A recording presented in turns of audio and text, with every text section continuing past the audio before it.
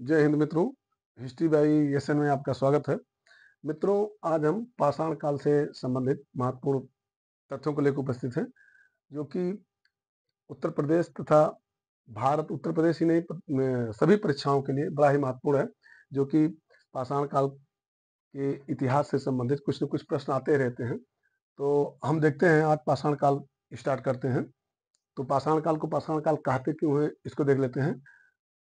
पाषाण काल के मानव के हथियार जो थे वो पत्थर के बने थे, इसलिए विद्वानों ने इसे पाषाण काल नाम दिया। यानी जो उनके हथियार थे वो पत्थर के बने थे, इसलिए पत्थरों के आधार पे जो उन्हीं के नामकरण पे जो उसे पाषाण काल कहा गया कि ये पाषाण काल के हैं। अब देखते हैं पाषाण काल का, इसको देखते हैं। एक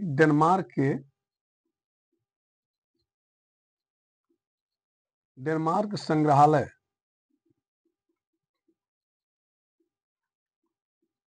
डेनमार्क संग्रहालय के अध्यक्ष थे टॉमसन। टॉमसन ने 1836 में इन्होंने 1836 में मानव इतिहास का त्रिकाल विभाजन किया था। मानव इतिहास का त्रिकाल विभाजन किया था।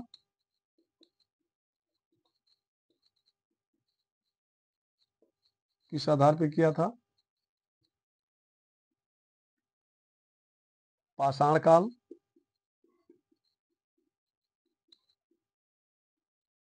नंबर 1 पाषाण काल, नंबर 2 कांस्य काल,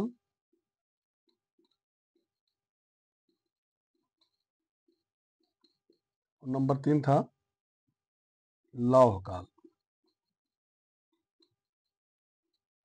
इसी आधार पे फिर आगे चल के 1865 में जॉन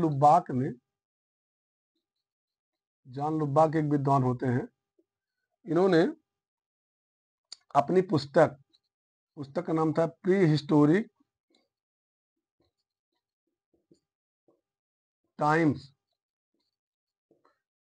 टाइम्स में पाषाण काल का विभाजन जो है, ये पाषाण काल का विभाजन इन्होंने पाषाण काल का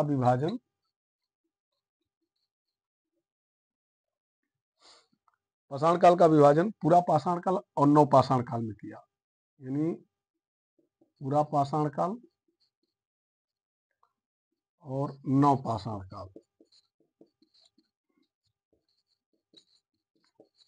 काल में किया। यानी 1865 में जॉन लुबाक महोदय ने अपनी इनकी एक पुस्तक प्री हिस्टोरिक टाइम्स, मोस्ट है, ये पूछा जा सकता है कि किस विद्वान की ये पुस्तक है प्री हिस्टोरिक टाइम्स। तो जॉन लुबाक की पुस्तक है। इन्होंने इस पुस्तक में पाषाण काल विभाजन पूरा पाषाण काल और नव पाषाण काल में हुआ। अर्थात यहां से एक क्वेश्चन और बन गया कि पूरा पाषाण काल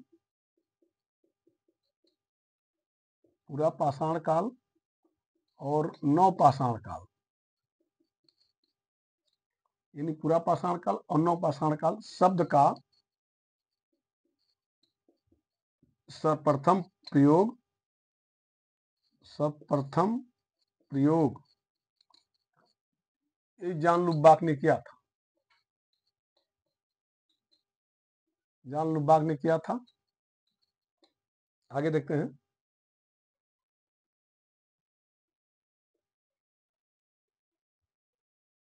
यानी पूरा पाषाण काल और नव पाषाण शब्द का इस्तेमाल जो है सर्वप्रथम जॉन लुबाक ने किया था। ये जॉन लुबाक लुबाक जी थे, लुबाक बाद में लॉर्ड एवेरी के नाम से प्रसिद्ध थे।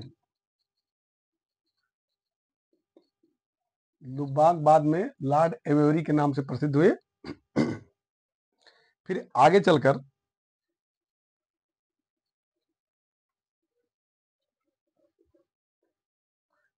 चलकर लारतेत महोदय ने 1970 में पाषाण काल का विभाजन 3 पार्ट में किया। 1970 में ये लारतेत महोदय ने 1970 में पाषाण काल का विभाजन जो है 3 भाग में किया था।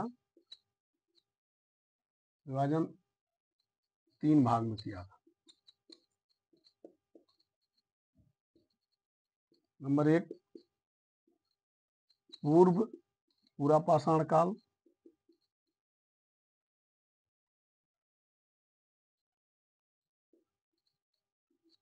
पूरा पाषाण काल। नंबर 2 मध्य पूरा पाषाण काल, और नंबर 3 है उच्च पूरा पाषाण काल।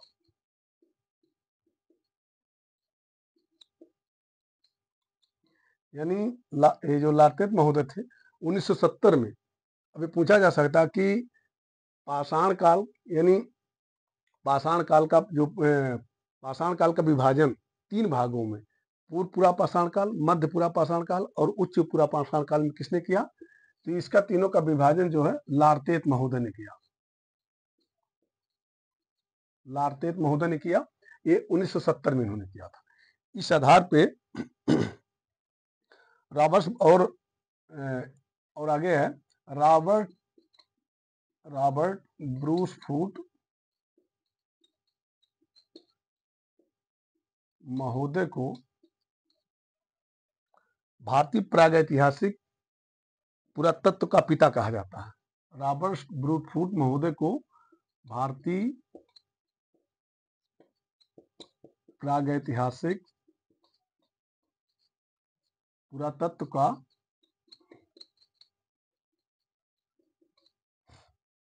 पिता कहा जाता है।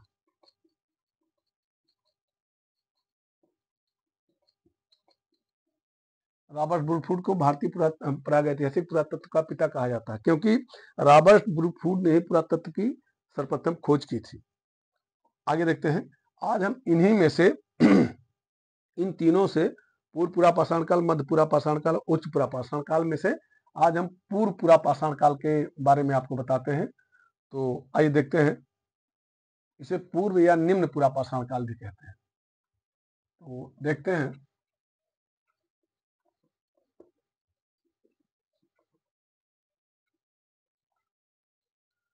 इसमें देखते हैं पूर्व या उसे कहते हैं निम्न पूरा पाषाण काल।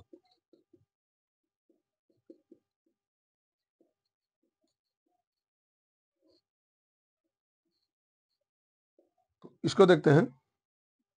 इसका जो है एडवर्ड लारतेत महोदय ने 1970 में पूरा पाषाण को 3 भागों में विभाजित किया। तो इसका समय देखते हैं क्या है, निम्न या पूरा पाषाण काल का समय क्या है। तो समय इसको देखते हैं। ये 60 लाख वर्ष से 1,50,000 वर्ष तक रहता है। इसका समय है 60 लाख वर्ष से लेकर 1,50,000 वर्ष तक इसका समय रहता है। और निम्न पूरा पाषाण काल को जो है अब इसको जो है पूर्व या निम्न पूरा पाषाण काल को उपकरण के आधार पर 2 भागों में बांटा गया है। कौन कौन से? तो पहला देखते हैं। पहला है चापर चापिंग या पेबुल संस्कृत। नंबर 1 है चापर चापिंग या पेबुल संस्कृत। नंबर 2 है हस्तकुठार या एस्टूलियन संस्कृत। एस्टूलियन संस्कृत। तो हम पहले देखते हैं हस्तकुठार संस्कृत। इसमें जो है, इसमें देखते हैं पहले चापर चापिंग संस्कृत के बारे में। इसको चापर चापिंग संस्कृत। चापर चापिंग संस्कृत शब्द का प्रयोग सर्वप्रथम H.L. मोवियस ने किया। यानी चापर चापिंग संस्कृत या पेबुल यानी चापर चापिंग शब्द का इस्तेमाल, सर्वप्रथम प्रयोग जो है चापर चापिंग शब्द का प्रयोग सर्वप्रथम जो है एच एल मोबियस ने किया था। मोबियस ने किया था। ये पूछा जा सकता है कि चापर चापिंग शब्द का प्रयोग सर्वप्रथम किसने किया, तो एच एल मोबियस एक महोदय थे, विद्वान थे, इन्होंने चापर चापिंग शब्द का सर्वप्रथम प्रयोग किया था। और चापर चापिंग संस्कृत के जो है उपकरण सर्वप्रथम सोहन नदी घाटी, जो कि पाकिस्तान के पंजाब प्रांत में स्थित है, सोहन नदी घाटी से इस चापर चापिंग संस्कृत के उपकरण जो है सोहन नदी घाटी से प्राप्त होते हैं। सोहन नदी घाटी जो कि पाकिस्तान के पंजाब प्रांत में स्थित है, वहां से प्राप्त होती है, इसलिए इसको सोहन संस्कृत भी कहा जाता है। इसलिए इसको सोहन संस्कृत भी कहा जाता है। और सोहन संस्कृत का प्रयोग सर्वप्रथम सोहन संस्कृत शब्द, सोहन संस्कृत शब्द सर्वप्रथम किसने इस्तेमाल किया, प्रयोग किया, सर्वप्रथम प्रयोग जो है किसने किया, ये देखते हैं 1936 में डी टेरा महोदय ने 1936 में सोहन संस्कृत शब्द का प्रयोग किया था, डी टेरा ने किया था।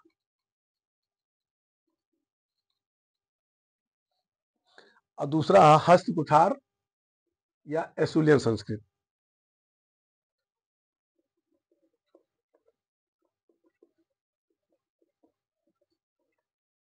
दूसरा है दूसरा हस्त कुठार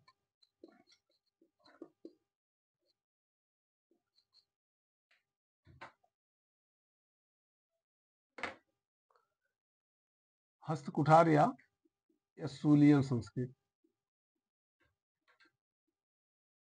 एसुलियन संस्कृत, इसको एसुलियन संस्कृत कहा जाता है। हस्त कुठार को जो हैंड एक्स कहा जाता है, हैंड एक्स उसको कहा जाता है, हैंड एक्स कहा जाता है।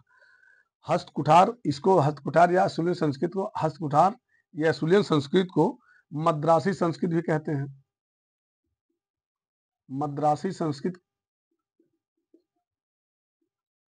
इसलिए कहते हैं कि सर्वप्रथम निम्न पुरा पाषाण काल के उपकरण जो है पल्लोरम नामक, जो कि मद्रास के पास स्थित है, पल्लोरम नामक स्थान पे 1863 में ये प्राप्त हुआ था, इसलिए इसको मद्रासी संस्कृत भी कहते हैं, हस्त कुठार को। अब इसमें देखते हैं निम्न पुरा पाषाण काल के जो है उपकरण, औजार जिसे कहते हैं। अब उपकरण कौन कौन से वो लोग इस्तेमाल करते थे, उपकरण या औजार, तो इसमें देखते हैं। इसमें नंबर 1 है हस्त कुठार, इसको हैंड एक्स कहते थे, हैंड एक्स। और दूसरा है बिदारणी, बिदारणी, बिदारणी को जो क्लीवर कहते थे। तीसरा है गड़ासा,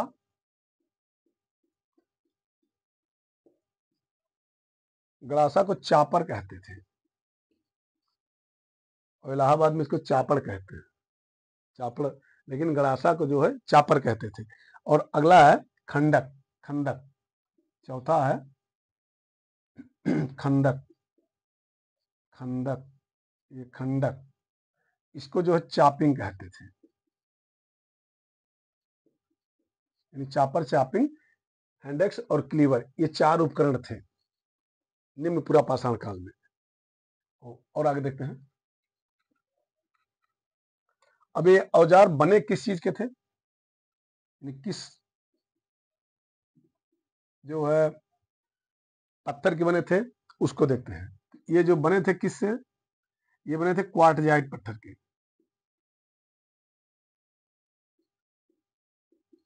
ये क्वार्टजाइट पत्थर के बने थे।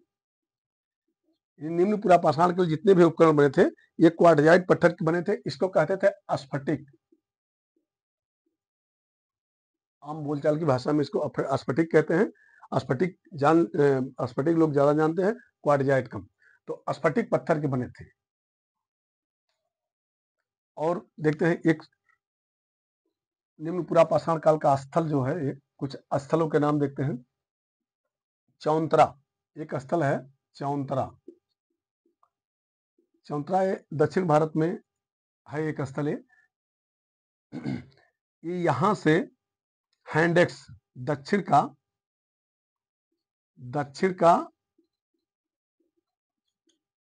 विशिष्ट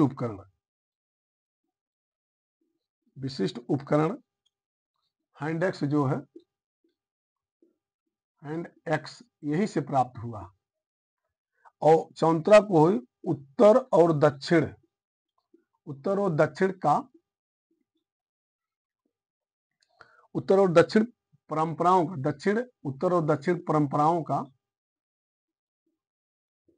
परंपराओं का मिलन स्थल भी कहते हैं।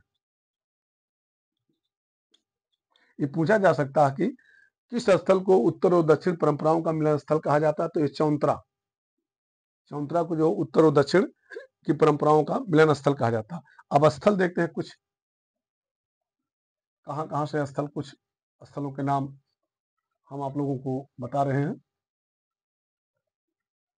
इसमें एक नागरी स्थल है, एक स्थल है नागरी।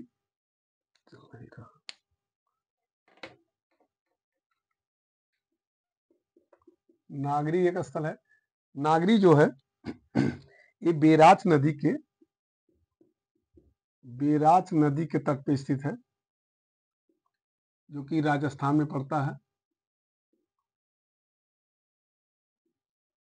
नागरी स्थल जो है, ये पूछा जा सकता है कि कौन सा स्थल बेराच नदी के तट पे स्थित है, तो नागरी जो है बेराच नदी के तट पे स्थित है। अगला है हथनौरा, बड़ा ही महत्वपूर्ण है, पूछा गया कई बार एग्जाम में। हथनौरा ये मध्य प्रदेश में स्थित है, नर्मदा नदी घाटी में, यानी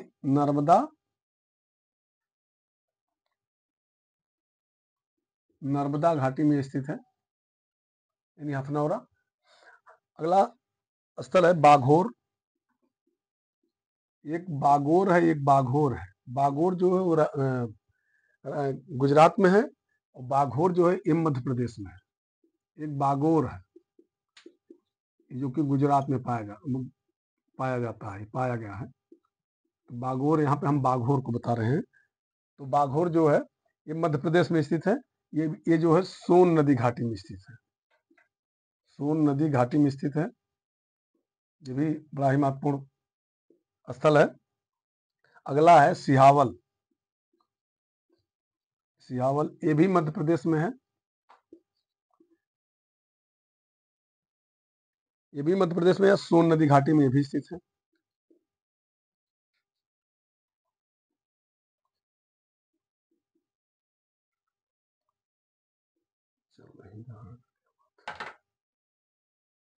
सोन नदी घाटी में भी स्थित है। सोन नदी घाटी में स्थित है सिहावल। ये पूछा गया कि सिहावल एक स्थल है किस काल का, ये पूछा गया। तो ये निम्न पुरापाषाण काल का स्थल है। निम्न पुरापाषाण काल, निम्न पुरापाषाण, ये जितने स्थल हैं ये निम्न पुरापाषाण काल के। इसको पूर्व भी कहते हैं, पूर्व या निम्न पुरापाषाण काल स्थल। एक है खैनतोही। एक खैनतोही स्थल है, ये भी पूछा गया है। खैनतोही स्थल भी मध्य प्रदेश के सोन नदी घाटी में स्थित है, ये भी। और अगला है एक बोरीपुरा स्थल है। ये कहाँ पे स्थित है, ये महाराष्ट्र में स्थित है। महाराष्ट्र में कुकड़ी नदी के तट पे, ये जो है ये कुकड़ी नदी है, कुकड़ी नदी के तट पे स्थित है, तट पर स्थित है। यहां से बोरी से ज्वालामुखी ज्वालामुखी जमाव के जानकारी मिलती है। ये कितनी वर्ष पुरानी है? 13 लाख वर्ष पुराना। 13 लाख वर्ष पुराना है, जो कि यहाँ पे ज्वालामुखी जो जमाव है उससे जो है, जब इसको जांच किया